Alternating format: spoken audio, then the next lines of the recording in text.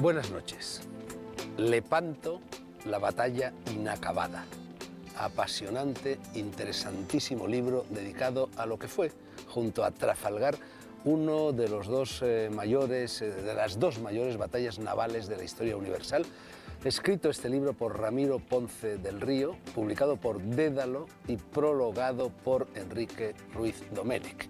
Este libro nos da pie para hablar en las noches blancas de un país, Turquía, que es en estos momentos punto de atención y de ignición de eso que llaman actualidad política. Lo haremos acompañados por Ramiro Ponce, que es el autor del libro que acabo de mencionar, por Adrián McLeeman, periodista, que ha escrito este libro Turquía, un país entre dos mundos, en colaboración con Sara Núñez de Prado, lo publica Flor del Viento, con Germán Terch, periodista, y con nuestro dilecto politólogo, que no politeólogo, Jorge Verstringe.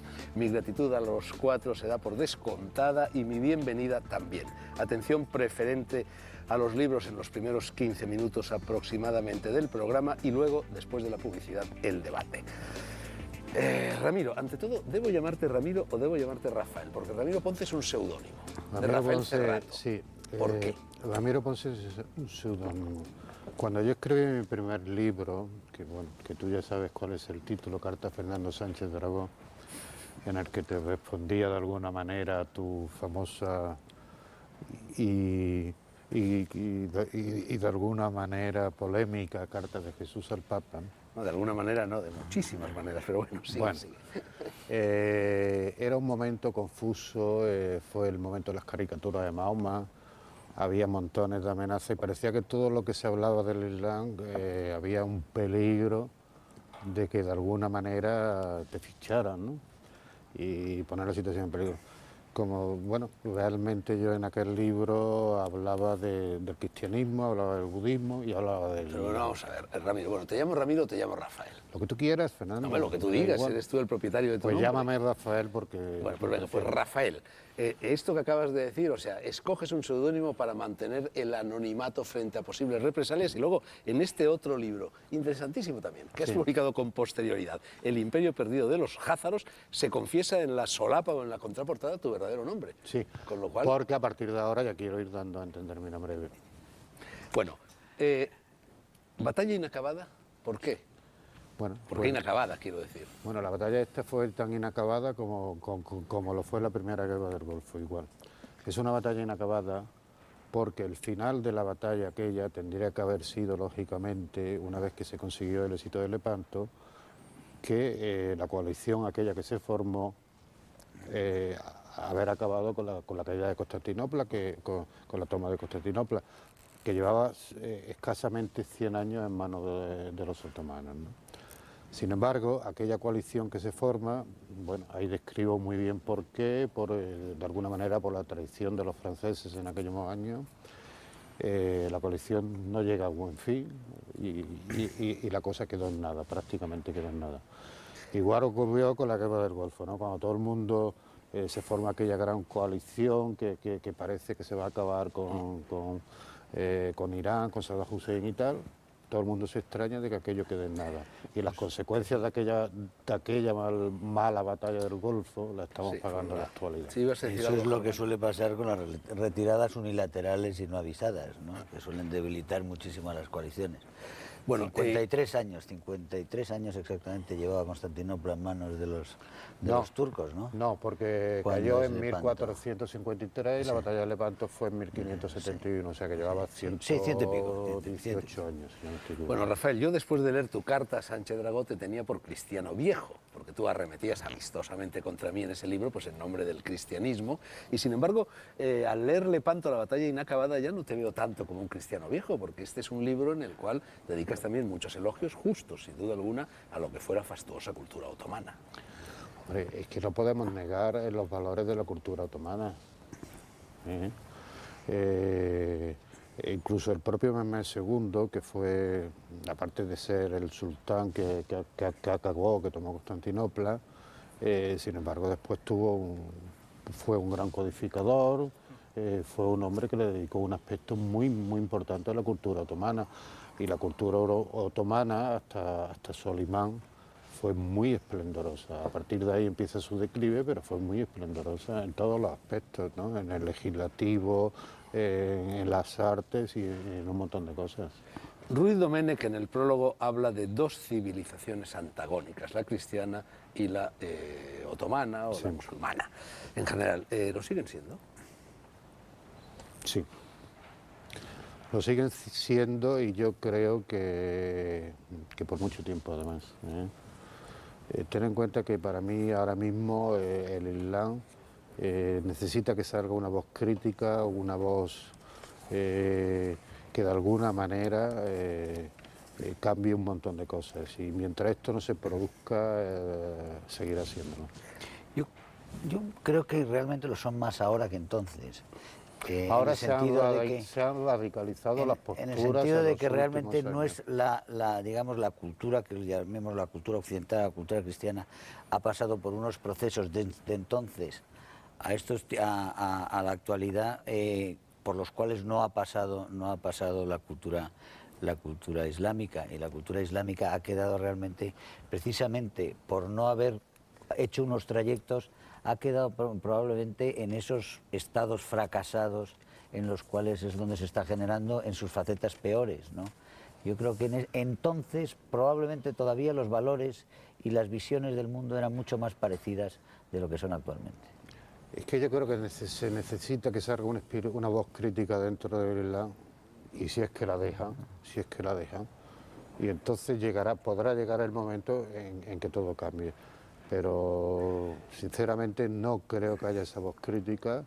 También creo que se necesitan esos 600 años de diferencia que llevamos, ¿no? Adrián, me ha parecido percibir con el rabillo del ojo en ti ciertas ganas de intervenir, de decir algo respecto a lo que se está diciendo. Es verdad. Pensaba que después de haber vivido unos cuantos años en países musulmanes y tener bastantes amigos musulmanes, creo que los musulmanes, los mahometanos, conocen mucho mejor la civilización cristiana que nosotros occidentales en general conocemos su civilización. Sin duda.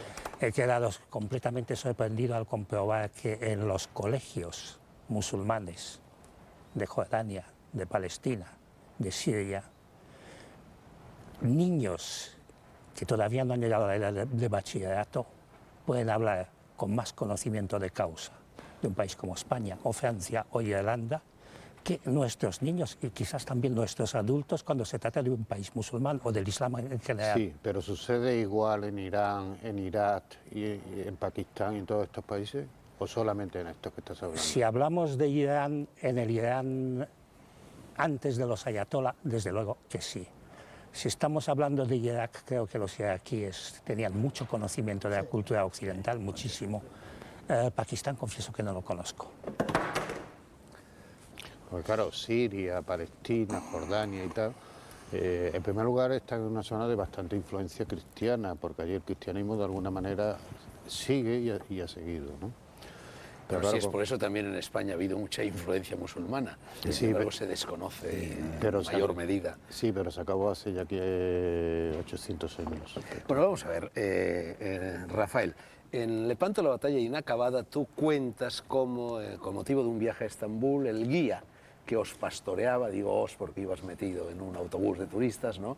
En un determinado momento, hablando contigo, él te dijo que nos sentimos europeos. Nosotros, los turcos, nos sentimos europeos y llega más lejos. Dice, la auténtica Europa está aquí, al lado de España, al lado de Italia y al lado de Inglaterra. Y sin embargo acusa, y tú acabas de utilizar hace un momento la expresión traición de Francia relativa a la batalla de Lepanto y todo esto, dice que Francia, que los franceses no son europeos, que los franceses no son solo franceses, son los continuos traidores a Europa. No te rías porque está dicho en el libro. No, y verás, podrás encontrarte muchos turcos que lo digan. Bueno, aquí tenemos a un agente comercial de Francia, que es Jorge Berstring.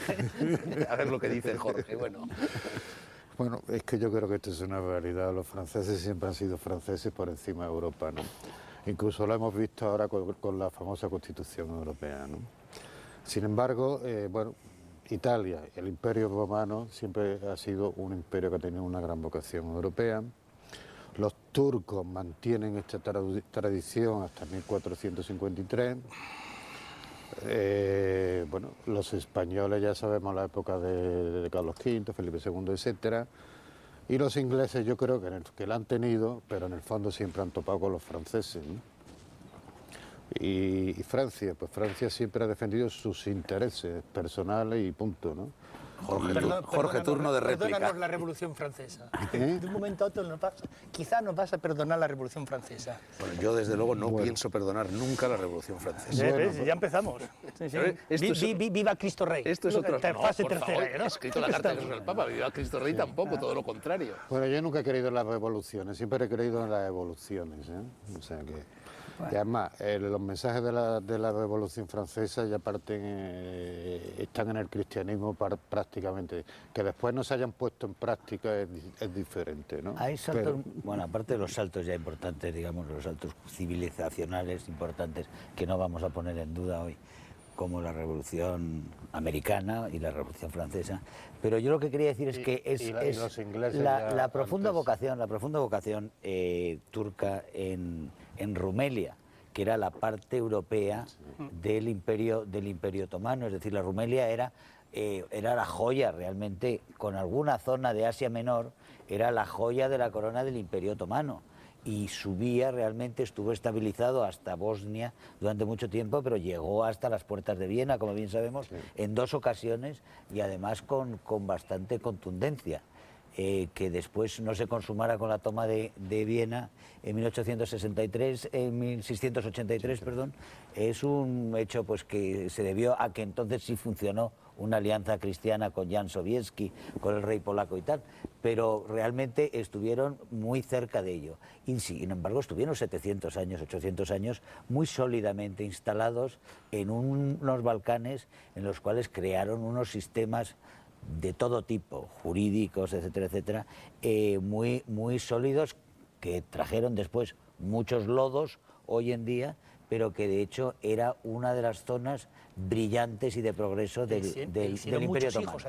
Hicieron muchos hijos. Hicieron muchos hijos y desde luego, aunque les moleste tanto a muchos de los pueblos balcánicos, realmente los cruces son muy evidentes. Sí.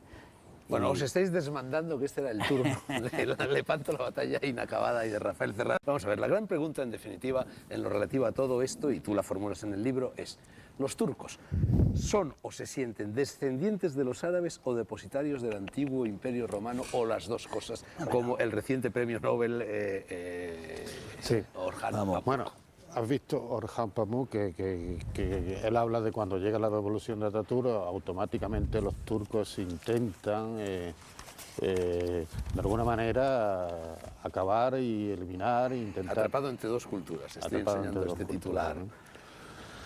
Entonces yo creo que los turcos en el fondo... Mira, la cultura griega no es solo... No estamos hablando de Grecia. Cuando hablamos de la cultura griega, ¿de qué estamos hablando? De Grecia y de lo que es la actual Turquía. Porque todas las ciudades griegas, todos los templos y tal, estamos hablando de lo que es ahora mismo la actual Turquía, no estamos hablando solamente de Atenas. Por tanto, los turcos saben que tienen esa parte. Después vienen 500 años de dominación, que no llegaron a 500, mientras en España estuvimos 800 años de dominación musulmana, no nos olvidemos de esto. Y ahora ellos intentan volver a sus raíces. El problema es que ahora mismo no saben dónde están. Es una encrucijada que tienen. Ese es el gran problema. Una encrucijada entre 3 puntos. 1, el panturanismo. Ellos consideran que no son ni griegos ni mediterráneos, son otra cosa. O sea, ojo, porque hay hasta un mito, ¿no? El famoso lobo gris. Sí, los turcos. Ojo, los turcos de verdad. El turcomano que va hasta China. Sí, hasta el Xinjiang. Vamos, concretamente. Sí. Por eso, por cierto, bueno, y eso es uno de los motivos por el cual Turquía no debe estar en el núcleo duro de Europa. Turquía es la Cuba. Entonces Europa llega hasta China, si Turquía entra en Europa. Sí, ¿no? Hay una Europa que llega hasta los Urales. Pero de todas maneras, recordando una cosa, que luego, si no se vuelve a sacar, yo lo quiero sacar ya. Turquía es la Cuba de Estados Unidos. No hay que olvidar que cuando la famosa crisis de los cohetes de Cuba, hubo un toma daca ahí. Es decir, la URSS instala cohetes en Cuba porque Estados Unidos había instalado cohetes justo en la frontera entre Turquía y la URSS. Y la URSS retira sus cohetes de Cuba a cambio de que Estados Unidos retirase sus cohetes de Turquía. Eso es así históricamente hablando. Sí, pero entonces bueno, oscila entre 3. los turanianos, o sea, el mito turaniano. 2, el mito laico, qué felicidad ser turco, o sea, Mustafa Kemal. Y 3, el mundo musulmán. Va mucho más por ahí que... Y Europa. Europa. Sin duda, claro. Hay mundo en occidental, Grecia una especie de difuso sentimiento sebastianista, por así decir. ¿Existe todavía la esperanza que tú también mencionas en el libro, anclada en el inconsciente colectivo de los griegos, de que algún día recuperarán Bizancio? No, yo creo que no, yo creo que la aventura en los años, yo creo que la aventura precisamente cuando surge la Turquía moderna, lo que es la aventura militar griega es una aventura militar tremenda y que se salda con unas matanzas enormes en Esmirna. ¿Te refieres después de la Primera Guerra Mundial? Sí, sí. Y quiero decir que esas son unas aventuras dentro de la guerra. Por supuesto que las fronteras siguen siendo fronteras controvertidas, que todo lo que es el Egeo y ahí tenemos ese problema de Chipre todavía, ¿no? Es un mar inmensamente problemático porque las fronteras son prácticamente imposibles. Además, aquellas fronteras se hicieron ridículamente, se hicieron en los suburbios de París con unos mapas que se confundían todos ellos, si eran mapas topográficos o eran mapas etnográficos. No se sabía que los verdes era si eran mayoría turcas o eran mayoría griega, o eran armenios o eran judíos los que había en cada isla, y así se repartían. Es decir, que fue un caos de frontera, y yo creo que, desde luego, esperanzas de ese tipo no hay, pero lo que sí hay es subconsciente. Hay un resentimiento enorme, y aparte hay un complejo por parte de los griegos respecto a los turcos, que es muy evidente y que enseguida en cualquier polémica salta. Sí. De todas maneras, yo creo que más la recuperación de Bizancio es por la incorporación de Bizancio a la cultura occidental, ¿no? Más que la recuperación física como territorio y tal, ¿no? Y yo creo que esto, bueno, cuando llegue el momento, si es que se entra en la Comunidad Económica Europea o no se entra, en fin, eso ya será otra historia, pues probablemente se podrá producir de esta manera. Me ha llamado la atención, leyendo tu libro, Rafael, pues esa figura de los Barbarroja, ¿no? Gentes teutonas, que sin embargo se alían a los turcos, entran en Tolón. A mí me ha recordado un poco, y te lo digo con malicia, teutona no es seguro que sean, era mediterráneo. Esa especie de mini eje, Kofi Annan, Dorgan, Zapatero, alianza de civilizaciones, recuerda bastante a lo que en ese momento hicieron con el turco los Barbarroja, ¿no? Bueno, a mí me recuerda más la figura de Al-Qaeda, casi, ¿no? O sea, la figura de Al-Qaeda, un grupo de piratas terroristas apoyados por un imperio, y bueno, más me recuerda esto que lo otro. Pero estas barbas rojas eran teñidas, ¿eh? Ojo, que las barbas rojas eran teñidas, ¿eh? No eran vikingos, ¿eh? No, las barbas rojas no eran vikingos. Rojas de los tuyos no eran. Las eran. barbas rojas eran de origen mediterráneo.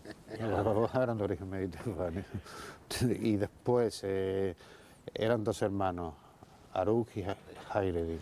Aruk era pelirrojo, y Hayreddin, como ve que su hermano le había ido muy bien, se tiñe la barba. Por eso te digo que al menos uno estaba teñido. Sí, Hayreddin Oye, barba roja. ¿es verdad esa visión de Pío V que tú relatas, que encontrándose en el Vaticano, pues recibió una serie de avisos espectaculares del cielo, sí, que le decían que se había ganado la batalla de Lepanto? Sí, y además se se levantó hasta notarial de aquel efecto. Se levantó hasta notarial precisamente para que quedara constancia. ¿Fue la batalla de Lepanto en realidad una de las causas remotas de la decadencia de España? A partir de la batalla de Lepanto, España se enseñorea, la Armada Española se enseñorea del Mediterráneo, y al mismo tiempo, y sucederá lo de la Armada Invencible, se está enseñoreando también del Atlántico, y no es capaz de mantener la hegemonía marítima en los dos mares, y ahí empieza la decadencia. Bueno, la decadencia empieza, te voy a decir, la batalla de Lepanto, bajo el punto de vista de los barcos que se usan, las galeras que se usaban en aquellos años, llegan a su fin. En la batalla de Lepanto llegan las galeras a su fin. Entonces empiezan a surgir los nuevos barcos en Holanda, en Inglaterra, etc. Pero España se duerme los laureles confiando en que, como había tenido tal éxito con aquellas galeras, podía seguir manteniendo, ¿no? Y esto fue pues una de las causas, barcos muy antiguos, barcos que ya se quedan desfasados. Aparte que después ya de la batalla de Lepanto prácticamente empieza la historia en el Atlántico, ¿no? El Mediterráneo ya queda de alguna manera como un mar secundario a partir del Lepanto. Ahora empieza la del Pacífico. En un minuto, Rafael, este libro posterior a Lepanto, la batalla inacabada, el imperio perdido de los jázaros, yo no sabía quiénes eran los jázaros, nunca había oído hablar de ellos. Yo estoy convencido de que Germán tampoco, de que Adrián tampoco y de que Jorge tampoco. Resulta que es una especie de antecedente del Estado de Israel. Es un Estado judío que surge enclavado entre Oriente y Occidente, vamos, entre el cristianismo y el Islam, ¿no? Sí. ¿Qué son los jázaros en una palabra? Bueno, no es el tema de este programa, pero en fin, aprovechemos. Bueno, vamos a ver, precisamente todos los pueblos turcos proceden del norte de la China, son empujados hacia Occidente, ¿no? Estos pueblos normalmente se suelen aunar bajo los hunos. Y al caer los hunos... Nunca mejor dicho lo de aunar. Con H intercalada. Al caer los hunos se divide entre varios pueblos. Y entre estos pueblos pues sale un pueblo predominante que eran los jázaros. Pero con una característica, que estos pueblos ya sabe que se asientan sobre la zona de Ucrania, Georgia y tal, ¿no? Entre el Mar Caspio y el Mar Negro. Pero este pueblo, curiosamente, se convierte al judaísmo. Y además... pero entonces lo conocíais. Este pueblo se convierte al judaísmo. Tú no, yo tampoco, bueno, perdón. Cosa muy extraña. Los más viejos somos. Los más viejos, el más viejo soy yo, a distancia. Cosa muy extraña en aquellos años, como comprenderá, ¿no? El Islam por un lado y el cristianismo por otro. Pero además, cuando investigas un poco, te das cuenta de que realmente fue este pueblo el que supo poner freno a la expansión del Islam por el Cáucaso. No lo dejaron pasar del Cáucaso de alguna manera. O sea, en realidad el verdadero freno a la invasión musulmana no fue Carlos Martel en Poitiers. La batalla de Poitiers, hay un historiador francés, Guy Pirén, que dice que aquello fue una escaramuza. Sí, ni batalla ni nada, vamos, fue una broma. Aquellos señores fueron a saquear una abadía, la abadía de San Martín de Tours, creo que fue, y nada más, no tenían ningún otro interés. Bueno, en este libro se traza un paralelismo con la época actual. Y voy a leer un párrafo que seguro que va a suscitar comentarios por parte del resto de los contertulios. Dice, sé que va a ser polémico, pero... Fue Hezbollah quien voló por los aires los barracones de los Marines norteamericanos en el Líbano en octubre de 1983, matando a 241 americanos y a 67 paracaidistas franceses. El presidente Reagan ordenó en febrero de 1984 la retirada de las unidades de la Fuerza Multilateral de Estados Unidos y pasó página tanto a la matanza de los Marines como a la implicación norteamericana en el Líbano. El mundo civilizado que erróneamente vilipendió entonces a los cristianos y a Israel y que hoy sigue vilipendiando a Israel no prestaba atención a los acontecimientos. Mientras Estados Unidos y el resto del mundo andaban preocupados por el conflicto Israel-OLP, los regímenes terroristas de Siria e Irán alimentaron el fundamentalismo islámico en el Líbano y en todo el planeta. En estos días estamos asistiendo al órdago de Hezbollah en el Líbano. ¿Qué pensáis de este párrafo? Pues que tiene toda la razón.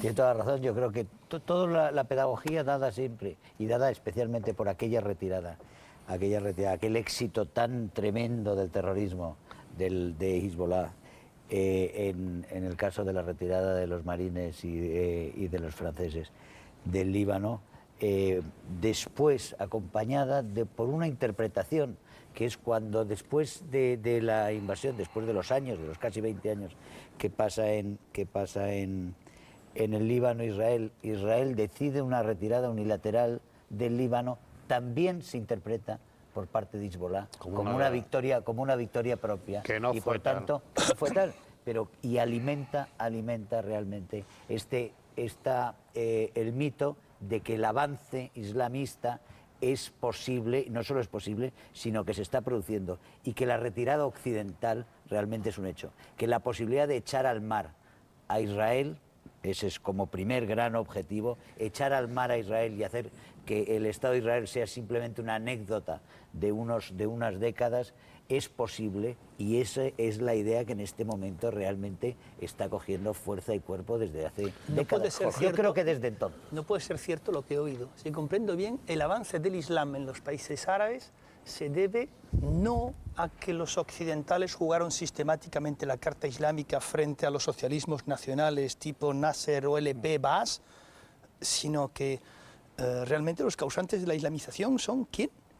Porque, que yo sepa, las potencias occidentales jugaron la carta de la islamización a muerte, a tope. No, depende. ¿Cómo que no? Jugaron también a ayudar, plenamente... Hasta en Afganistán, hombre. Hasta en ayudar Afganistán jugaron la plenamente a carta. las dictaduras en contra de la islamización también en otros sitios. No, ¿qué dictadura? Depende, ¿Nasser? Depende, no, ¿Apoyaron digo a Nasser? después, ¿Apoyaron, por ejemplo, a los iraquíes? Después, ¿Apoyaron a los sirios? No, después sí. Será de hace 15 días. No. ¿Cómo que no? ¿Cómo que no?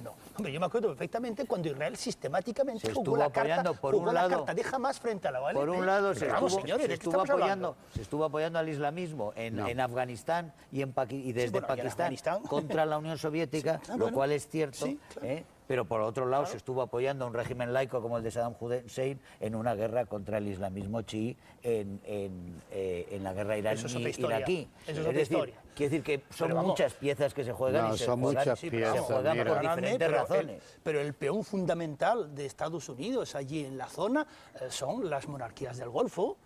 Lo han sido, durante mucho tiempo. Y donde se les da, por cierto. Egipto. Y donde se les da, por cierto, Egipto después de desde Camp David. Camp David. Cuando ya Egipto ya no era socialista, cuando ya Egipto bascula al lado liberal. Pero con toda franqueza. Y a Jordania desde la fundación del Estado de Israel. Todas las cabronadas que en materia de fundamentalismo radical ha hecho y sigue haciendo Arabia Saudí. Y eso se lo han perdonado los norteamericanos. Porque eso se está pagando ahora. Claro que se está pagando ahora, como se está pagando en Afganistán y como se pagará en Irak. Se está pagando mucho. Y precisamente por eso se fue a Irak. Ya, con toda franqueza, perdonadme, pero en fin... Adrián, no sé, he hecho una última cuestión antes de la publicidad, sacada de tu libro Turquía, un país entre dos mundos. Bueno, Kipling decía que Oriente y Occidente están destinados a no entenderse nunca. Naturalmente el Oriente al que se refería Kipling no era Turquía. Yo sostengo siempre que el mundo occidental son las religiones del libro y que desde ese punto de vista el Islam pertenece al mundo occidental y que Oriente empieza en la India. Pero bueno, en cualquier caso, Turquía entre dos mundos, se atribuye uno de esos dos mundos más o menos a ese imaginario oriental y uno de los capítulos de tu libro se titula De Atatürk a Erdogan. Bueno, Atatürk, que es el padre de la Turquía moderna, reverenciado por la mayor parte de los turcos, por no decir por todos los turcos, nombrado incluso el hombre del siglo XX por el Times, cuando terminó el siglo. Atatürk, en realidad, el kemalismo era un régimen semiautocrático y unipartidista, y que en definitiva su gran novedad era la sociedad laica. Entonces, yo te pido un juicio sobre Kemal Atatürk, se lo pido también a los demás contertulios, y la pregunta es hasta qué punto esa tentativa de Atatürk de convertir lo que todavía era en gran medida cultura otomana en una sociedad laica ha tenido éxito o no, porque a partir del 99 se produce en Turquía un extraordinario resurgir del islamismo que parece contradecir el kemalismo. Yo diría que a partir de 90, en realidad, cuando surgen los primeros... Yo decía el 89, 90. 89, sí. 89. A partir de los 90, cuando surgen ya los primeros movimientos islámicos fuertes, cuando en una Turquía completamente laica nos encontramos de repente con mujeres muy jóvenes que empiezan a llevar el velo islámico, cuando nos encontramos con una gente sobre todo procedente del campo que malvive en las grandes ciudades, que decide convertirse a lo que llaman de mala manera el islamismo, que en realidad es el radicalismo islámico. El radicalismo islámico, me decía un amigo turco, musulmán, practicante, efímero ministro de Asuntos Exteriores en uno de los gobiernos de coalición de Tansu Çiller, que hablar de islamismo es insultar al Islam, puesto que esos señores de Al-Qaeda, puesto que se habló de ellos aquí antes, no tratan de edificar algo a través del Islam, sino que tratan de destruir una cultura. Esa es un poco la postura de los turcos. El radicalismo islámico destruye la cultura musulmana. Una cultura musulmana que supo hasta los 90, prácticamente finales de los 80, de convivir con el laicismo impuesto por Kemal Atatürk. El problema que se plantea en los últimos años, yo diría en los últimos 3 o 4 años, es justamente esta reislamización de la sociedad turca, una reislamización casi tácita, pero que se nota. Se nota en los discursos oficiales, se nota en los documentos oficiales, se nota en las frases que tratan de traer terminología coránica en un mundo laico. Se notan las decisiones de la administración local. Sí, muy importante. pero sin embargo... Justamente, ahí es donde se nota, puesto que ahí es donde encontramos la gran cantidad de radicales islámicos. A eso me refiero cuando digo que empieza a haber un cambio y esta islamización de la que se habla en el programa de Erdogan, y la verdad es que no comprendo cómo los políticos... No parte del Parlamento de Ankara la islamización real. La islamización real se está haciendo a partir de los barrios, de los suburbios, las escuelas, las explosiones demográficas de la propia Estambul, que ya nadie sabe cuántos millones viven allí y que viven en unas condiciones donde se han creado unas redes asistenciales paralelas que son muy parecidas a las que existen en Gaza o a las que existen en el Líbano y en Egipto, que son de los, si no son de los hermanos musulmanes, son de otra serie de redes asistenciales, caritativas, pero que son todas de grupos radicales islamistas esas son una de las tácticas que están usando. Pero sin embargo, cuando uno pasea ahora mismo, por ejemplo, por Estambul, por la calle Istiklal, no sé si supongo que lo conoce, o sea, a mí me da la impresión de estar casi en la calle Preciados de Madrid o en cualquier calle, ¿no? Claro. Pero ya se ven ahí muchos te más sientes velos completamente en Europa, ¿eh? Y no hay velos ni decía nada. Fernando lo de Mustafa Kemal, hombre del siglo. Mira este párrafo. La revolución kemalista no se limitó a suprimir... Pero lo decía el Time, yo no. No, pero verás por qué lo dice. Si la revolución kemalista no se limitó a suprimir el sultán y a romper el sistema económico de la deuda, es decir, la dominación del capital extranjero, cambió también el alfabeto, hasta entonces árabe, una parte del vocabulario, hasta entonces árabe, el calendario, los pesos, las medidas, el código civil y muy profundamente las costumbres, suprimiendo la poligamia, dando el derecho de voto a las mujeres mucho antes que muchos países de la vieja Europa. Impuso una nueva forma de vestirse, de un modernismo popular, rechazando el cosmopolitismo, al igual que las costumbres musulmanas. No hay velo, ni fez, ni turbante, tampoco los sombreros a la europea. ¡Viva la gorra! Fue no solamente una revolución política y económica, sino también una revolución cultural radical, que fue mucho más lejos que su homólogo ruso en el aniquilamiento de la religión. Entonces, ¿debemos nombrar hombre del siglo a un señor que se cepilla toda una cultura? Se cepilla a una religión decadente que estaba llevando un imperio a su ruina. Cambia radicalmente las bases culturales del Estado. No se cepilla la cultura. Se cargan las bases culturales del Estado agónico y crea unas nuevas, lo cual es realmente una labor titánica. Simplemente el pensar en cambiarle o en este momento son 60 billones, pongamos 80, que el resto, 70 pongamos que el resto, lo que quedó después de la caída de Rumelia y de la caída de Oriente Medio, el resto de Turquía en sus fronteras de 1918, que tuviera 50 millones, que esos 50 millones o 40 millones, cambiarles el alfabeto y cambiarles gran parte del vocabulario en una generación. Y hasta la vestimenta. Es decir, de golpe, es una labor absolutamente increíble. Supongo que todos ustedes, los espectadores, perdona que te interrumpa, Germán, tenemos que dar paso a la publicidad. Digo que supongo que todos los espectadores se habrán dado cuenta de que yo personalmente detesto a Ataturk, militar, alcohólico y masonazo. Llegan los anuncios y seguimos.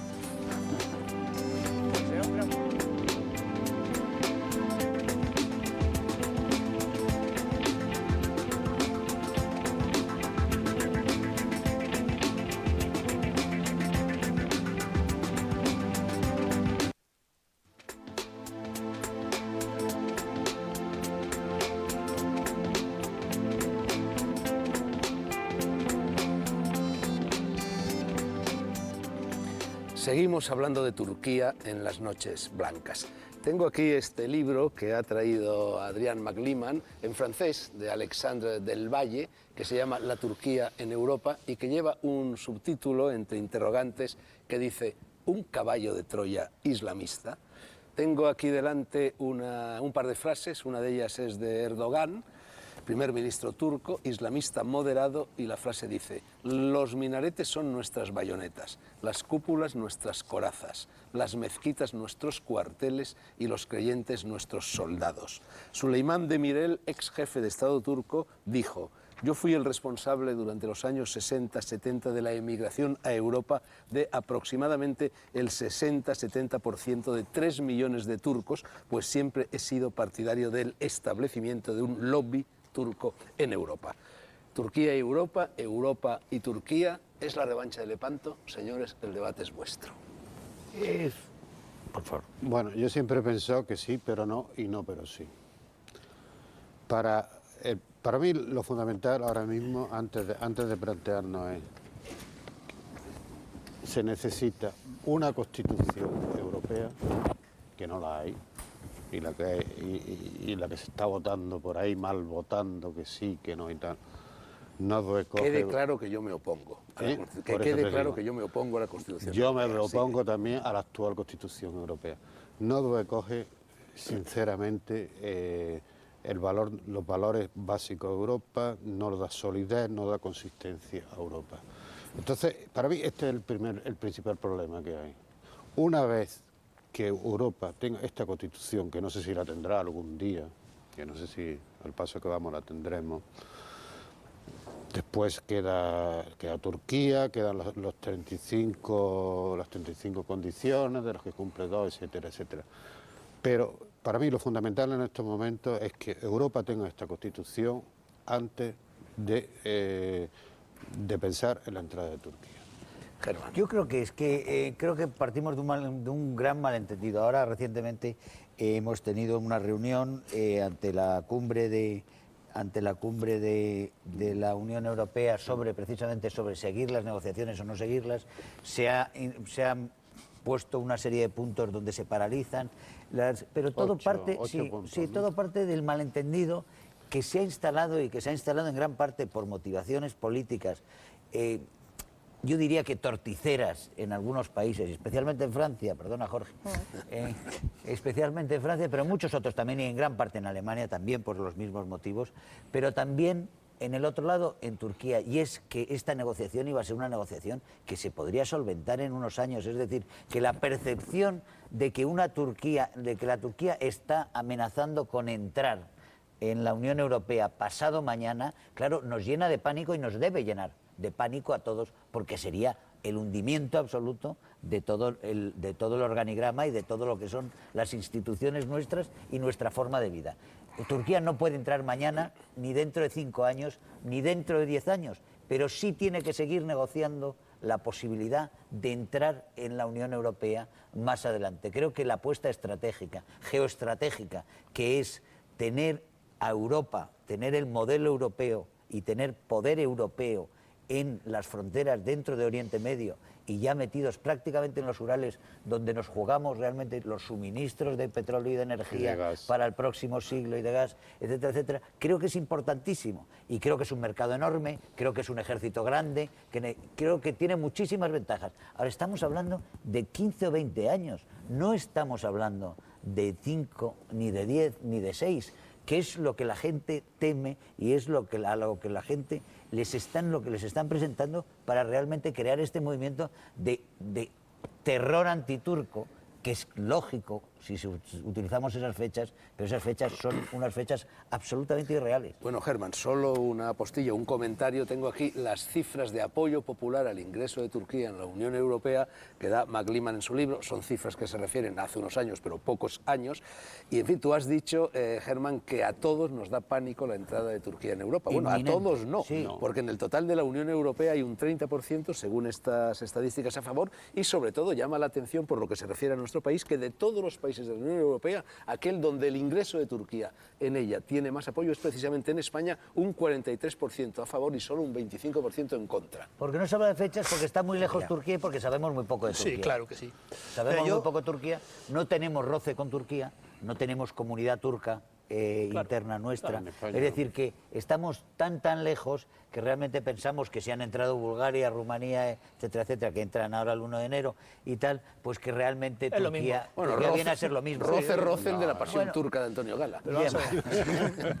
Vamos a ver, a mí me gustaría... Pero vamos, es que es otra cosa. Me gustaría centrar un poquito esta historia, ¿no? Vamos a ver, ¿por qué Turquía no puede estar en una determinada Europa? Bueno, primero, porque ese país es una panzerdemocracia.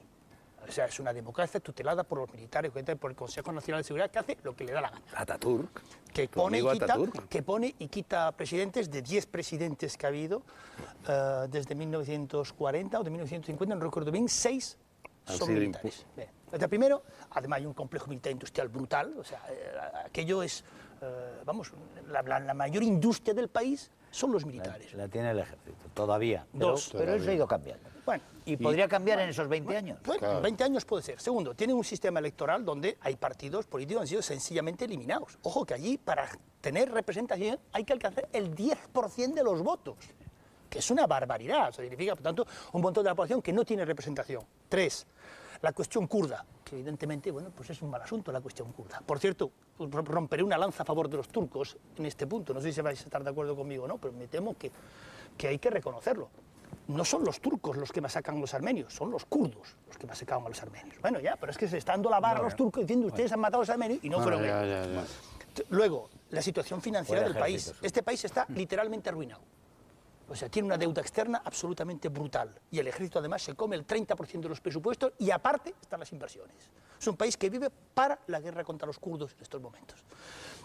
Y finalmente, perdónenme, no está claro si va a bascular hacia el Islam, que no pasa nada porque lo haga, pero ¿qué Islam? O si se va a mantener la laicidad. Y finalmente está el tema norteamericano. ¿Por qué los anglosajones están a favor? ¿Quién fue el primero que pide la entrada de Turquía? El señor Bush. Se lo dijo clarísimamente. ¿Por qué? Porque le viene de perlas. Una Unión Europea tan diluida sería absolutamente ingobernable. Entonces, la pregunta es esta. Vamos a ver, ¿de qué Europa estamos hablando? Estamos hablando, por ejemplo, del eje franco... ¿Qué manía es esa de que realmente en Washington se levantan todas las mañanas pensando en hundir la Unión Europea? Bueno, espera. No importa, aunque no lo piensen, algún día lo pueden pensar. Y yo tengo que tomar mis precauciones al respecto. Es un prejuicio muy francés, una Europa, ¿eh? Sí, puede ser. Hay una Europa que es el núcleo europeo, que son dos ejes, el eje París-Berlín y el eje renano. Evidentemente Turquía ahí no tiene nada que hacer. Es la Europa centro-occidental, el núcleo duro. Después tienes otra, en el fondo esa es la antigua Comunidad Económica Europea. Luego tienes la zona euro, que es otra historia, no es exactamente esta Europa. Luego tienes otra Europa, que es la Europa centro-oriental. Actualmente quiere ser norteamericana. Y me parece muy bien que lo sea, porque entre otras causas, si en la Comunidad Económica Europea antigua se añaden los de la zona euro y además luego se añade la Europa centro-oriental, entonces apaga y vámonos, porque esto es ingobernable y no servirá para nada. Ni con constitución, ni sin... Y queda otra, que es la Europa del Atlántico a los Urales. Que bueno, ¿por qué no vamos a reconocer una cosa que es verdad? Bueno. ¿Cómo llamábamos a Turquía a finales del siglo pasado? El gran enfermo de Europa. Claro, Sí, eran pero- turcos, y eran europeos, eran considerados europeos. Ahí sí pueden estar los turcos, con acuerdos preferenciales, lo que ustedes quieran. Pero hombre, en el eje franco-alemán o en el eje renano no. Bueno, No, en el eje renano, pero es que ya no es el eje renano. Europa no es el eje renano. O sea, quiero decir, Europa ha dejado Europa de ser el eje renano. tiene que dejar hace de mucho ser tiempo. los ejes de No, Y nivel. desde lo luego, digo desde que geográficamente, lo digo geográficamente. tenemos frontera, Europa, la Unión Europea tiene frontera con Bielorrusia y con Ucrania. Pero ¿qué Europa? Es decir, ¿Qué Europa tiene ya ha frontera? dejado de ser el núcleo. Se pueden buscar velocidades, núcleos Bien, o renúcleos pues para vamos lo que por se quiera. velocidades. Pero eso no es la Unión Tú Europea. mismo has apuntado una velocidad lenta para Turquía. ¿de acuerdo? París-Berlín no es la Unión Europea. Y desde luego, París-Berlín, digo, aliados con Moscú, eso ya es una política europea que va mucho más allá de cualquier sueño peligroso que se pudiera tener tiene en la preocupado en la eso, Unión ¿eh? Europea. Eso de que los Me europeos tiene- pueden ser independientes, los me- americanos, están No, empezando me que tiene están muy a preocupar a preocupado, ti. me tiene muy preocupado que Alemania y Rusia hagan acuerdos a espaldas de la Unión Europea. Por supuesto que me tiene preocupado. ¿Cómo a Y espaldas como de la tiene que Unión tener Europea? preocupado Si no hay a toda forma de llegar a un Centroeuropa, acuerdo, los polacos bloquean Como sistemáticamente como- cualquier tipo de como negociación. tienen que estar preocupados, quien sepa de historia, pues si realmente tenemos a un Putin, a un Vladimir Pues Putin, yo- que hoy en día se pasea con el polonio por Europa, ¿comprende? Eso es una acusación que no está Se demostrada, pasea con el vamos a- polonio por vamos a- Europa y vamos. encima hace acuerdos y compra al ex canciller, Eso- se lo lleva a Perch, yo Gazprom. te leo cada vez que nos sacas un artículo, expulsa a pero me nosotros, estás haciendo nos rusofobia barata ahora, expulsa, macho. Me estás nos haciendo expulsa rusofobia a barata. nosotros ahora de todo el comercio de la energía en Rusia, como ¿Cómo nos ha se echado. expulsa? Ayer nos si la mitad de los europeos ayer se echó- calientan con gas ruso. Ayer ¿Se echó expulsa a de qué? Shell de la península de Pero Shell Sajalín. no es europea, de ¿eh? Sajalín, Shell no es europea, ha ¿eh? echado a los holandeses. Shell- yo es que Perdona, creo que tú confundes perdona, el mundo por Dios, anglosajón con Europa, y son dos cosas distintas, Por Dios, ¿eh? por Dios. Bueno. Hay que tener un concepto de la Unión Europea, de lo que es hoy la Unión Europea. no. Son 25 Hay varias que uniones no europeas, es ¿verdad? Francia, que no es Francia Bueno, y sobre todo no es un bloque pe- antiamericano. La Unión Europea no ha nacido con vocación de ser el frente antinorteamericano. La Unión Europea que tú nació quieres- con que tú vocación de quieres, constituir un que espacio tú quieres protegido frente a los presentar. demás y una tercera vía entre el bloque soviético y el bloque No, de anglosajón. tercera vía no, ¿Cómo? democracia, ¿Cómo? Claro que sí, absoluta hombre, de toda la vida. democracia, ¿no? No, Una no era esa la democracia, historia. una No, democracia. era proteccionismo económico y social y tercera Pero vía bueno, eso ha ido entre la URSS y cambiando, Estados que Unidos. ya Eso ha vemos ido dónde se ha cambiando quedado y el proteccionismo. evolucionando con el Eso ha evolucionado. tiempo. Suecia El era, proteccionismo vuelve al galope. Suecia era la Está volviendo tercera al vía. galope. Suecia era la tercera vía y hoy es el país más liberal. Es el país y precisamente con el mayor éxito. Oye. Estamos viendo cómo es el modelo. Todavía firmo para España el modelo el modelo escandinavo, cómo está funcionando. Y no es un modelo proteccionista, ni mucho menos. Es decir, eso ha cambiado desde los años 50 muchísimo. Estás todavía en lo que es la unión del carbón y del acero. Vamos. No, está volviendo a cambiar ahora. Adrián, tú que eres hombre sosegado, agarra la palabra que si no, no te dejan estos dos vehementes. Bueno, yo trataría de volver un poco a Turquía. ¿Por qué? En los... volveré, joder, que no te preocupes. En las entrevistas que hemos tenido para la elaboración de ese libro, hemos tenido ocasión de hablar con muchos ex primeros ministros turcos. La postura de todos ellos, de los políticos, de los diputados, de los catedráticos, necesitamos de 20 a 25 años de negociación para llegar a la integración o no integración en la Unión Europea. Eso por un lado. De ahí que no viene al caso el pánico. No viene al caso el pánico, momento, lo que ¿no? pasa es que el pánico está aquí. El pánico, si te parece, Germán, yo lo dividiría en dos. El pánico de una izquierda europea que nos habla de los kurdos, los derechos humanos y el Código Penal turco, y el pánico de un centro derecha europeo que prefiere hablarnos de las cuestiones religiosas. El resultado es el mismo, es el no a Turquía. Claro. En el caso concreto de Francia, Jorge, hay un estudio muy bueno hecho por una universidad francesa sobre los pros y los contras del ingreso de Turquía a la Unión Europea desde el punto de vista de la economía francesa. Conclusión, no nos interesa Turquía como socio de la Unión Europea. Limitemos a esto. Además, la cuestión agrícola. No, y los 70 millones de habitantes. No, eso viene Los bien. 90 millones de habitantes el día de la entonces, posible adhesión, entonces. hipotética adhesión. 70 millones o muchos más, porque No, creo sí. que hay en la Constitución turca una cláusula que dice que podrán gozar de la condición de ciudadanos turcos todos los turcófonos del Asia Central, en cuyo caso llegaríamos, yo que sé, a 300 también esa menos. cláusula, y tal. esa Es cláusula política existe en ficción. Hungría. También Exacto. también esa cláusula existe en Hungría. Existe en según la Hungría cual- y existe en Alemania. Sí, y existe en Alemania. ¿Cómo? Los Aussiedler, los que vienen del este. No, Sí, sí, por que eso con los que eso vienen- no tiene que los que presentar vienen papeles. de Con que presenten la Biblia, que demuestre que hay un tal Schmidt apareció allá por la época de Catarina la Grande. Y tiqui, tiqui, tiqui, tiqui, tiqui, este es el vista Sí, pero Adrián está diciendo que esto es política ficción. Pero si deja de ser política ficción, porque claro, en la Unión Europea el reparto de poder es demográfico. Entonces, si de repente Turquía decide dar la ciudadanía a todos los turcófonos, parcialmente, No, de es que ese es de el la Unión problema de la Europea. Constitución Europea, que el reparto de poder no está tan claro que sea demográfico. Por eso yo siempre parto de una base, de que antes de hablar de Turquía habría que hablar de Europa. Claro, de esa que es la gran tenga una cuestión. ¿De qué Constitución hablamos? sólida. Todos hemos visto lo que ha pasado con las caricaturas de Mahoma. Unos sí, otros no, otros muertos de miedo, otros que por favor... Por cierto, No hay unión. la misma publicación que publicó las caricaturas de Mahoma con el escándalo conocido, se negó un año antes a publicar una caricatura de Jesucristo donde las espinas eran bombas apuntando a Irak. O sea, aquí hay dos pesos, dos medidas. Bueno, ¿verdad? aquí sí que hay dos Unas medidas. caricaturas Las se dos publican y medidas otras son en no, otra forma, ¿eh? A ver, aquí se puede hacer gratuitamente. Además, yo no sé ya a quién le parece una provocación o tal, porque vamos, ya no empata, Leo Bassi, no empata la a Cristina nadie. Bassi, un Es decir, montón de aquí cosas. se está haciendo siempre caricatura en contra de la religión católica del y me parece muy Papa, bien, ¿eh? del pero esa- Papa me ahora parece mismo muy se bien. está Sí, pero esa y no hay publicación- nadie que se atreva. Sí, pero esa y eso es lo que publicación- pasó. esa publicación no la Perdona, publicó. Gillen Posten, el periódico Sí. danés, lo que hizo fue, iban a sacar un Corán para niños. Sí. Iban a sacar un Corán para niños y entonces necesitaban un ilustrador. Y se dieron cuenta de que no conseguían, con la gran cantidad de la colonia, la comunidad musulmana que tienen allí, en un proyecto que era un proyecto simplemente de hacer unas ilustraciones para un libro explicativo. Pues que se dieron cuenta de que no había nadie que tuviera... se Pero es que el atreviera, tema- es que el se tema de las atreviera a ilustraciones hacer en el dibujo. Corán, el tema de las Ya sé, ilustraciones es por eso, complicado. Por eso, pero que nadie se atrevía y entonces se vio que la comunidad, no había nadie que se adaptara realmente a las necesidades culturales danesas desde la comunidad musulmana en Dinamarca. Y entonces fue cuando se hizo el concurso aquel de las caricaturas, a ver si iba a haber alguien con santas narices de atreverse a hacer un dibujo. Pero un día y entonces es cuando se publicaron las caricaturas. Un día te va a traer yo la caricatura de Jesús que esa revista se negó a publicar, ¿no? Bueno, pues la verdad es que hay caricaturas en Dinamarca, caricaturas de Cristo y del Papa. Pero caricaturas de Cristo las hay aquí. Pero si no digo que no, lo que digo es que la misma revista que sí saca las caricaturas de Mahoma no saca las otras. Lo que pasa es que lo de las caricaturas me ha parecido siempre de un mal gusto exquisito. Sí, pero una cosa además es mal muy gusto. provocativo. Sí, bueno, será de mal gusto, pero Europa coge Una eso, cosa es sus mal gusto, libertades. pero el mal gusto forma parte de nuestros sí, derechos. Sí, eso es Por verdad. eso. Eso es así. Eso es así. Por desgracia, Por eso para mí lo fundamental es que haya una Constitución europea, que no la hay. Y el proyecto que hay es un desastre. Y una cosa que dijiste al principio, ojalá salga en el Islam una voz crítica, pues claro, problema. Yo nunca he visto en una fortaleza asediada lugar para la disidencia. Y los árabes, los musulmanes sobre todo, se sienten actualmente asediados.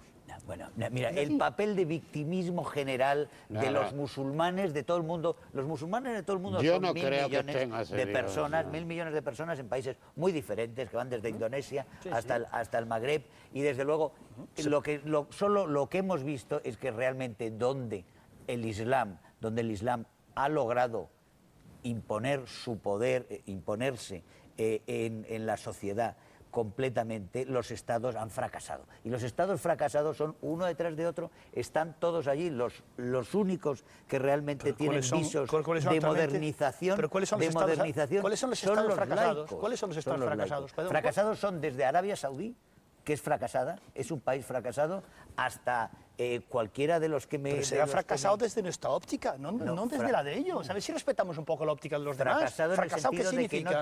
¿Que tienen que dolarizar la economía, comprar armamento norteamericano, ir a un McDonald's? No. ¿Qué es un estado fracasado? Perdona, todos los estados, incluso los estados del Golfo, salvo muy pequeñas excepciones, y pequeñas también geográficamente muy pequeñas excepciones de los estados del Golfo que están modernizándose ellos por su cuenta, los grandes estados, incluso aquellos que gozan de la inmensa prosperidad de lo que es el dólar y estar sentados encima de un paquete inmenso de millones de metros cúbicos de petróleo, también esos son países que se han visto incapacitados de asumir los retos de la modernidad. Es evidente. ¿Cuáles son los retos de la modernidad, perdón? Los retos de la modernidad son los retos de la libertad. De la libertad. De la libertad. Y yo creo que esos están bastante claros. Retos de la libertad. O sea, sí, son los retos de la libertad, de la información, de la libertad de opciones. El débil perdió el tren de la libertad de opciones. Sí, esa la libertad de opciones. Todavía se sigue aplicando la ley ¿Pero qué libertad de opciones le ha dejado Estados Unidos a Irak? ¿Eh? Si están utilizando, se llama la democracia balística. Tú aquí abres el mercado, tú aquí abres un parlamento, tú no des esos puñetazos encima de la mesa, Jorge, que tiembla todo el edificio. Es que nosotros en este momento, los occidentales, estamos haciendo en relación con ellos algo más que democracia balística, que por cojones vas a ser demócrata. ¿Pero por qué no dejamos un poco a los árabes en paz? Que tienen derecho a ser distintos. No, los árabes... Yo creo que después de esta aventura aventuras de este tipo de procesos, digamos, bélicos para intentar imponer la democracia en otra parte, yo creo que se han acabado para varias generaciones. Me dice un amigo mío árabe, al precio de cuántos muertos iraquíes. ¿Cuántos muertos iraquíes? Perdona, muertos iraquíes. Estados Unidos se dé cuenta de que en el fondo no es capaz ni de ganar una cuarta...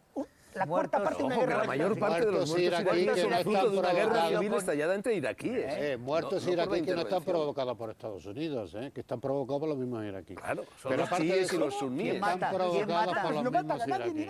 Los americanos no matan a nadie en Irak. Los muertos diarios. Pero los muertos diarios, las bombas que se ponen diarios en mercados, en empresas. Sí, señores, por favor, que todos hemos vivido al final de la guerra de Vietnam, cuando los americanos mataban todos los días a 100 Vietcong. En Irak hubo unas elecciones en las que participó bastante más gente de las que participó en las elecciones catalanas, y bajo la amenaza del radicalismo islamista, que estaba la gente amenazada de muerte, salió más de un 60%, fueron a votar la Constitución.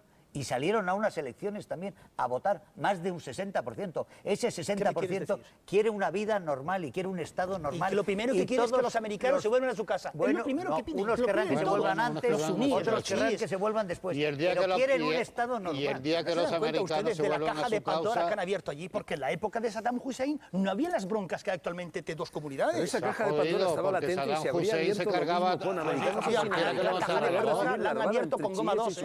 La han abierto a bombazo limpio. Pero es que Saddam Hussein se cargaba a cualquiera que levantaba la voz, claro, no podía haber Perdóname, tiene la memoria corta. Los primeros que gasearon a los kurdos fueron los británicos en 1923, creo, ¿no? Sí. No, pero los primeros que gasearon fueron los alemanes y los franceses en Verdún y en Sedán, ¿eh? O sea, que estamos hablando... Y luego los españoles en el 21 en Marruecos. Bueno, también, por eso te digo que hay precedentes para todo. Bueno, caricaturas de Mahoma, caricaturas de Cristo, mencionaba Jorge Versinge. ¿Qué pensáis de esa imagen reciente que todos tenemos todavía grabada en las pupilas del Papa Ratzinger acudiendo a Santa Sofía en Estambul y rezando mirando a la Meca? Bueno, un gesto. Es la imagen del año, en mi opinión. Es un gesto. Un gesto, bueno, los gestos un gesto de buena voluntad, y yo creo que un papa está para hacer gestos de buena voluntad. Al revés, y para pedir el ingreso de Turquía en la Comunidad Europea. Para eso no creo que esté. Pero ese gesto se produciría al revés. Es decir, el muftí de Estambul vendría al Vaticano y rezaría en un altar cristiano mirando hacia la piedad de Miguel Ángel, vamos. ¿Sí? ¿Tú crees? Probablemente sí. Los gestos los tienen todos. Hay voces críticas en el Islam, hay muftís que se sientan tranquilamente a dialogar y a tomar el té con los cristianos. Pero no a rezar. Sí, han rezado. Han rezado con Juan Pablo II, yo creo que no sé dónde. Con el anterior Papa sí hubo. En algún funeral han estado juntos. Por ejemplo, no sé si en el de la Madre Teresa de Calcuta. Hay una cosa extremadamente sencilla. De la misma forma que el Islam reconoce a todos los profetas, nosotros solo reconocemos a un tal Yehuda ben Yosef, a Jesucristo. Es el único profeta para los cristianos, mientras que el Islam reconoce a todos los demás profetas. Son dos religiones como distintas.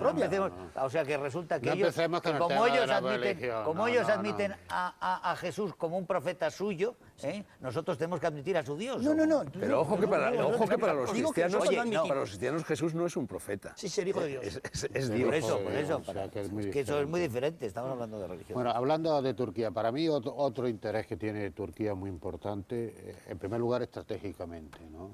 O sea, el lugar estratégico que yo no sé cómo en 1453 se dejó caer ese enclave, porque es un enclave básico para el Cáucaso. Ya hemos hablado aquí de la fuente de materia prima, pero es el puente entre Europa y Asia.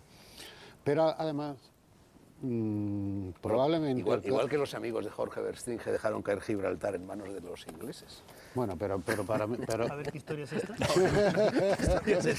Pero para mí Turquía es más importante que Gibraltar en ese aspecto, en el aspecto estratégico.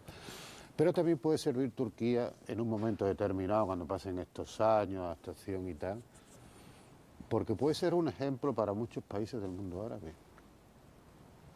Si se logra esta Turquía laica, esta Turquía moderna, esta Turquía donde convivan democracia e Islam, puede ser un ejemplo muy importante para muchos países árabes que no encuentran este camino. Pero es que Turquía solo puede ser laica si nosotros los europeos los aceptamos.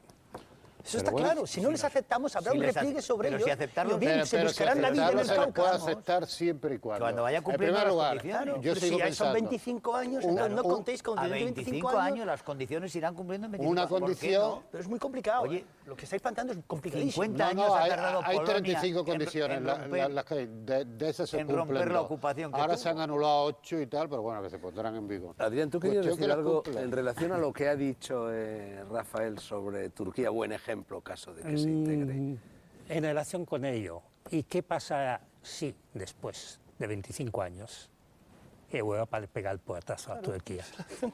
Los turcos piensan en esto, los turcos contemplan también esa posibilidad y los turcos piensan claramente en una opción que para nosotros debe ser mucho más inquietante que los millones de turcos que están invadiendo Europa, que es una alianza de los países islámicos de Asia.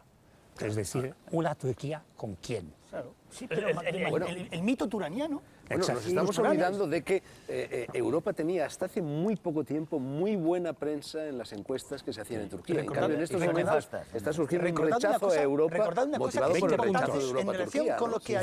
En relación con lo que ha dicho mi vecino, recuerden una cosa que es muy importante. Hay una bronca latente cuando se empieza a reformar el imperio turco entre los jóvenes turcos, que eran panturanianos, y Mustafa Kemal, que no era panturaniano.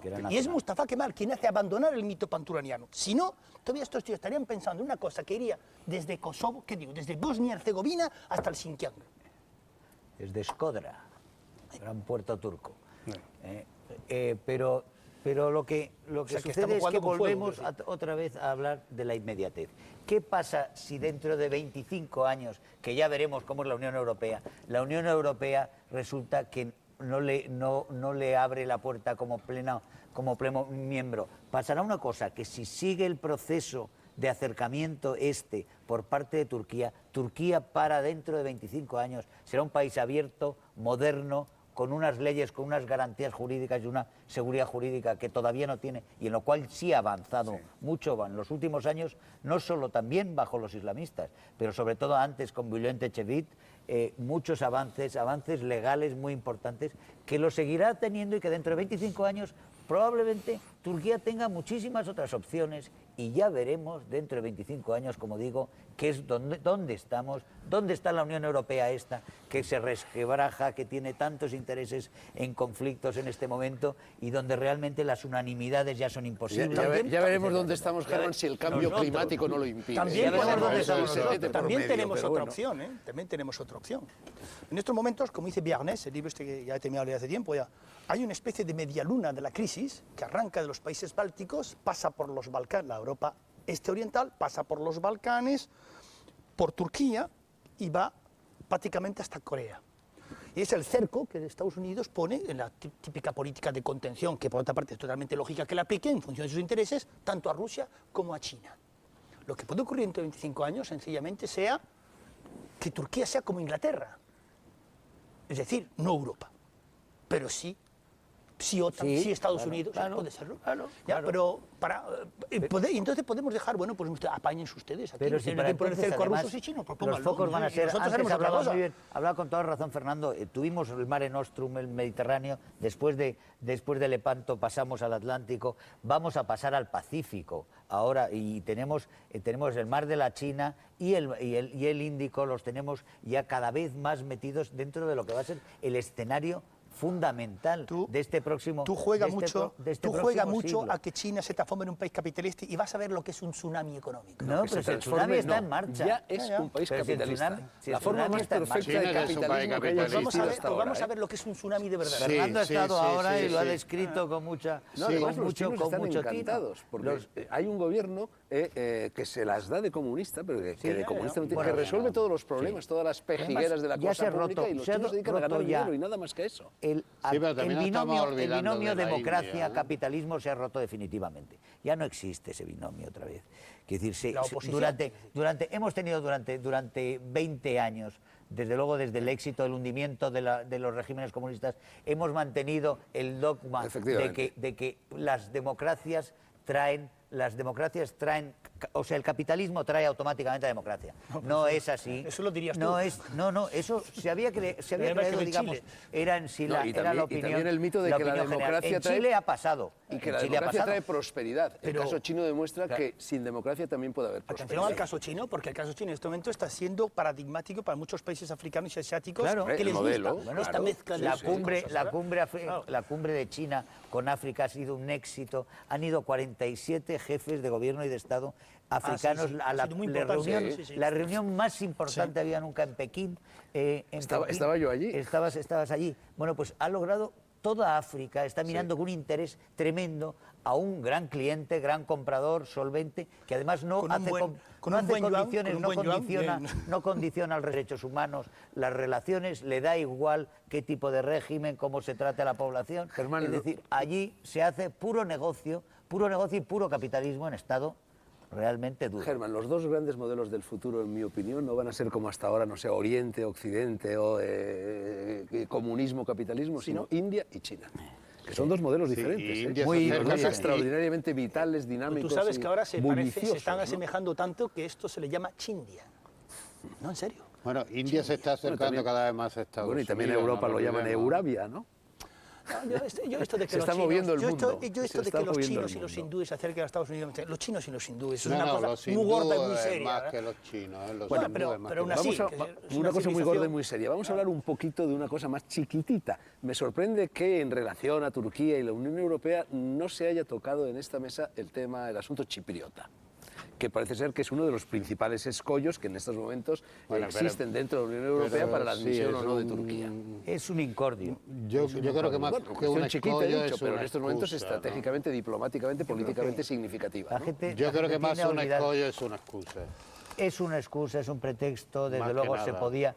Yo creo que se ha desmantelado tanto. Yo me acuerdo de los primeros encuentros, yo estaba entonces de corresponsal en Alemania, pero viajaba muchísimo a Turquía y a Grecia, y los primeros encuentros, y desde luego Clinton hizo mucho en aquellas, digamos, el rapprochement entre Ankara y Atenas, con muchos esfuerzos y viendo de superar las dificultades. La dificultad que hay en la isla es una dificultad objetiva. Los turcos estaban amenazados cuando hubo el golpe. Hombre, Es claro. decir, Cuando hubo el golpe de los coroneles, de los generales griegos. Sí, el claro. ejército turco Fue a defender. bajo Echevit fue a defender Hombre, a claro. los turcos que estaban realmente amenazados. A los en que iban a aquella someter isla, a helenización, en aquella a marchas isla, forzadas. En aquella isla. Entonces, por eso, y las condiciones en cuanto a propiedades, etcétera, no se han resuelto, estamos donde estábamos, y mientras no se busque una solución que garantice también a los turcos allí sus propiedades, su propia autonomía y su estabilidad, no se puede esperar que en Turquía se pueda dar demasiados pasos. Ahora se han dado unos pequeños pasos por parte de Ankara. No es suficiente, porque el hecho de que se aceptara a Chipre dentro de la Unión Europea a mí me parece un error.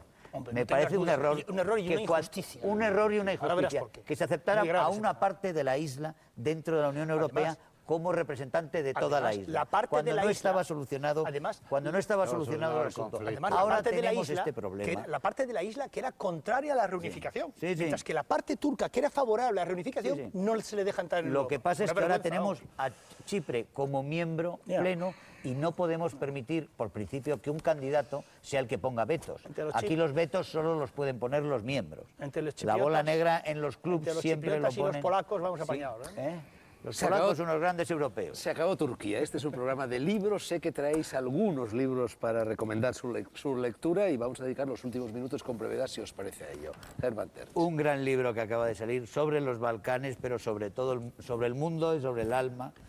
Es de Danilo Kiss, Una tumba para Boris Davidovich.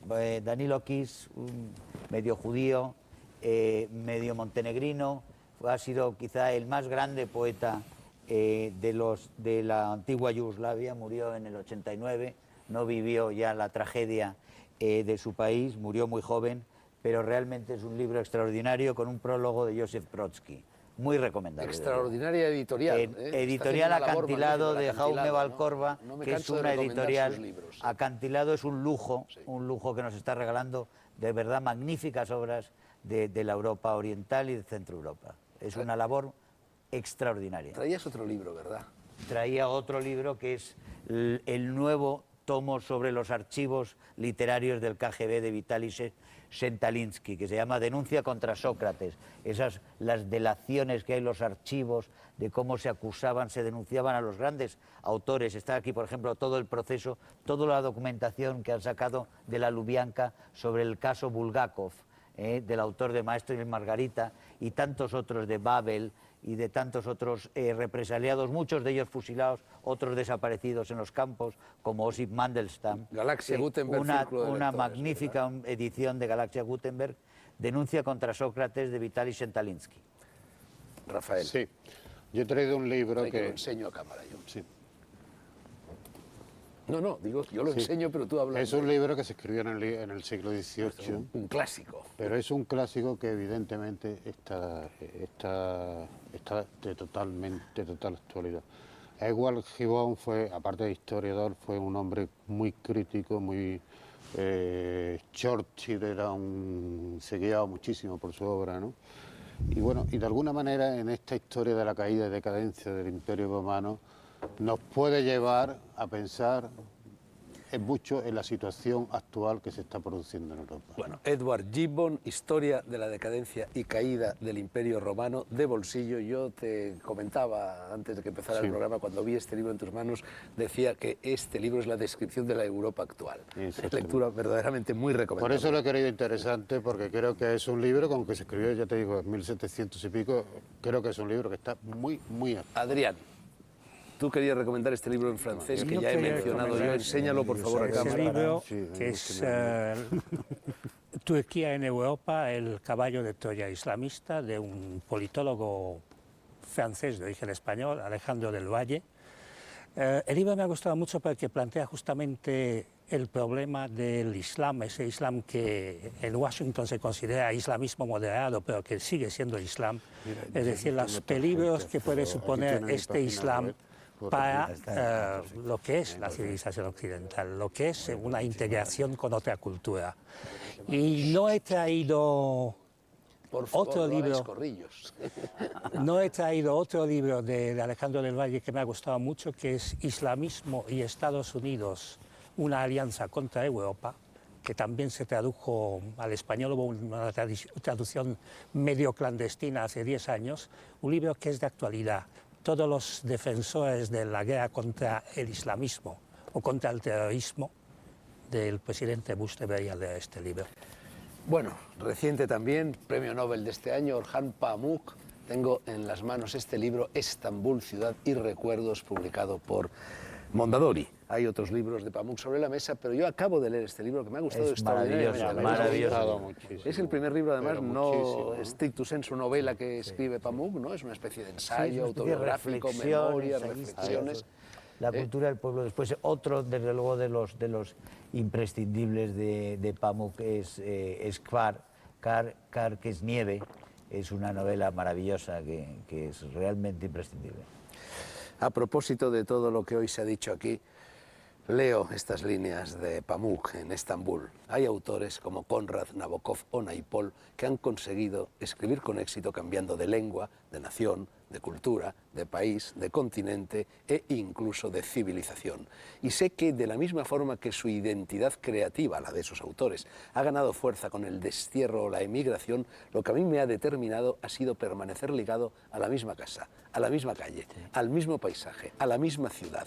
Esa dependencia de Estambul significa que el destino de la ciudad era el mío porque es ella quien ha formado mi carácter. Hermosas palabras. Gracias a todos. Buenas noches, señores.